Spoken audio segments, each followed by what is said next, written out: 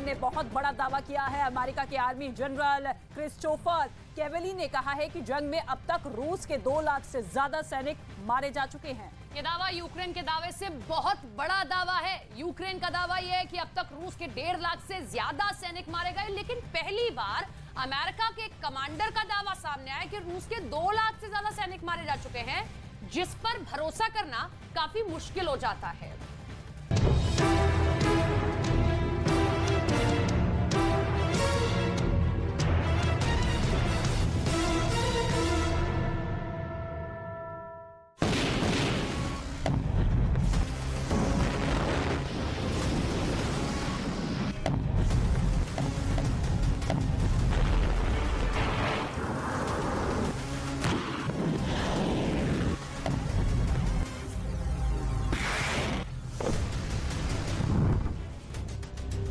क्या ज़ेलेंस्की ने वो कर दिखाया जिसका पुतिन को डर था?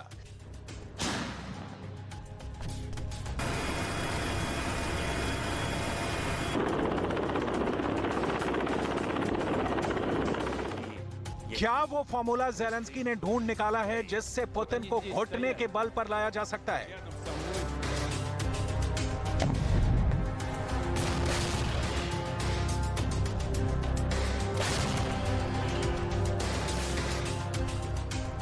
आखिर पूरी दुनिया के सोशल मीडिया पर ये ब्लू कार क्यों ट्रेंड हो रही है?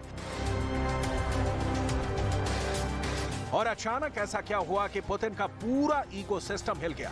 पहले पुतिन ने एक चौंकाने वाला बयान जारी किया, फिर रूस के हर न्यूज चैनल पर वही खबर चलाई जाने लगी और क्रेमलिन के प्रवक्ता की तरफ से भी बयान आने लगे। दुनिया भर के अखबारों में खबर हेडलाइंस छप गई। दरअसल एक बहुत बड़े हमले की बात हो रही है और इस हमले का आरोप ज़ेलेंस्की पर लग रहा है। ये मामला दरअसल रूस के अंदर घुसकर किए गए हमले का है, जिसे कहा जा रहा है द ब्रियांस्क अटैक। रूस के अंदर हुआ ऐसा हमला जिसने पुतिन को भी चौंका दिया है। ज़ेलेंस्की से इस हमले पर पुतिन जवाब तलब करना चाहते हैं, लेकिन ज़ेलेंस्की यूक्रेन के अंदर हुए एक और हमले की बात कर रहे हैं, ज़पोरिज़िया पर हुआ हमला, जिसका बदला लेने के लिए ज़ेलेंस्की ने कसम खाई है। यूक्रेन युद्ध में द ब्रियांस्क अटैक की पूरी हिस्ट्री और मिस्ट्री हम आपको आगे बताएंगे, लेकिन सबसे पहले बात करेंगे उस खबर की जिसकी चर्चा अमेरिका के अखबारों में सबसे ज्यादा हो रही है। खेरसॉन को लेकर एक अंतर्राष्ट्रीय जांच टीम के सदस्यों ने कई बड़े खुलासे किए हैं। ये टीम रूस के द्वारा बनाए गए यातना शिविरों की जांच भी कर रही है। इस जांच में यह चौंकाने वाला खुलासा हुआ है कि खेरसॉन के अंदर से यूक्रेन की पहचान को पूरी तरह से मिटा देने की साजिश रची गई। आखिर इन यातना शिविरों के अंदर ऐसा क्या था जो रूस की आर्मी पर खौफ और दहशत का साम्राज्य कायम करने का आरोप लगाया जा रहा है? दरअसल 2 मार्च 2022 को रूस की आर्मी ने खेरसॉन पर कब्जा कर लिया था। कई महीनों के बाद भीषण जंग करके खेरसॉन के एक हिस्से को खाली करवाने में ज़ेलेंस्की की आर्मी ने सफलता हासिल की है और उस इलाके में जब अंतर्राष्ट्रीय टीम ने जांच की तो कई यातना शिविर पाए गए। ये उन्हीं यातना शिविरों की तस्वीरें हैं। अमेरिका के एक अखबार के मुताबिक ऐसी एक यातना शिविर में प्रताड़ित किए गए शख्स 29 साल के इहोर ने बताया कि मुझे एक यातना शिविर में 11 दिनों तक रखा गया था। उस दौरान मैंने बेसमेंट से चीख की तमाम आवाजें सुनी थी।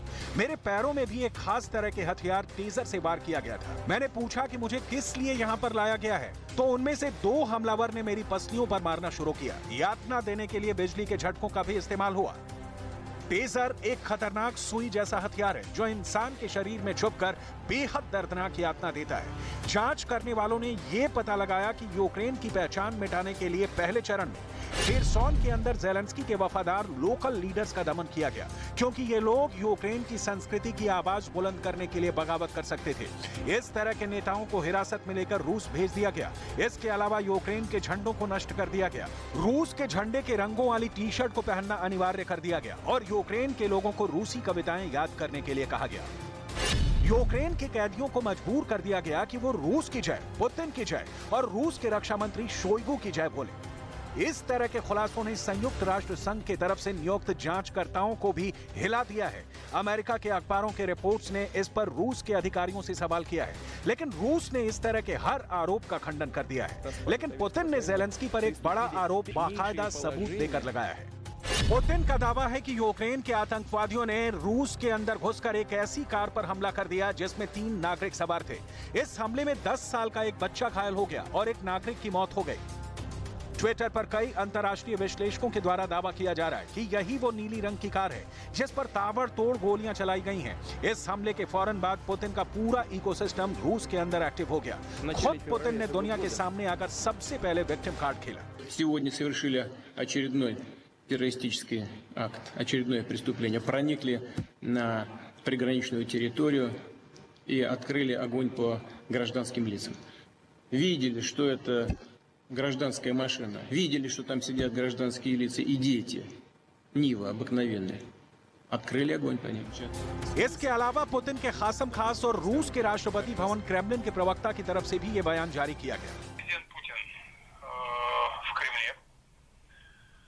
Он получает постоянные доклады, регулярные постоянные доклады по линии силовых ведомств. В частности, ему докладывает руководитель ФСБ Бортников. इसके अलावा भी पुतिन के आदेश से रूस के सरकारी न्यूज चैनलों पर ब्रियांस्क पर हमले की खबर को खूब तेजी के साथ पेश किया जाने लगा।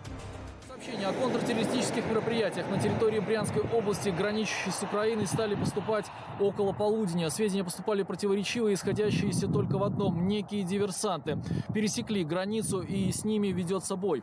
Пока точно не установлено ни количество нападавших, ни цели, которые они пытались атаковать. रूस के द्वारा जबरदस्त दबाव बनाने के बाद भी जेलेंस्की ने इस मुद्दे पर कोई बयान जारी नहीं किया, बल्कि जेलेंस्की के सलाहकार मिखाइलो पोडोलियाक ने यह दावा किया कि पुतिन ने ही हमला करवाकर यूक्रेन पर हमले को जायज ठहराने की कोशिश की है।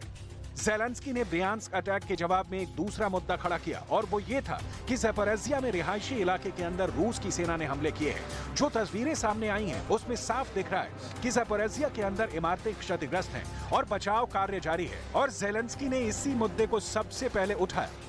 Звірячий російський ракетний обстріл Запоріжжя буде наша відповідь як військова, так і юридична. Окупант неминуче відчуватиме нашу силу.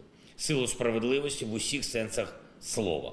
Я хочу подякувати усім нашим рятувальникам, які відночі розбирають завали будинку, під'їзд якого був зруйнований ракетою.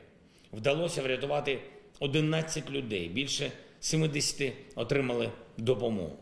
У списку загиблих на цей час 2 людей. Мої співчуття рідним. यूक्रेन दावा कर चुका है कि उसने अब तक 1.5 लाख से ज्यादा रूसी सैनिकों को मार दिया है। यूक्रेन एक ऐसी अंतहीन जंग बन चुका है जिसमें लाशों के ढेर लग गए हैं, लाखों जानें जा चुकी हैं, लेकिन हार और जीत का फैसला अब तक नहीं हुआ है।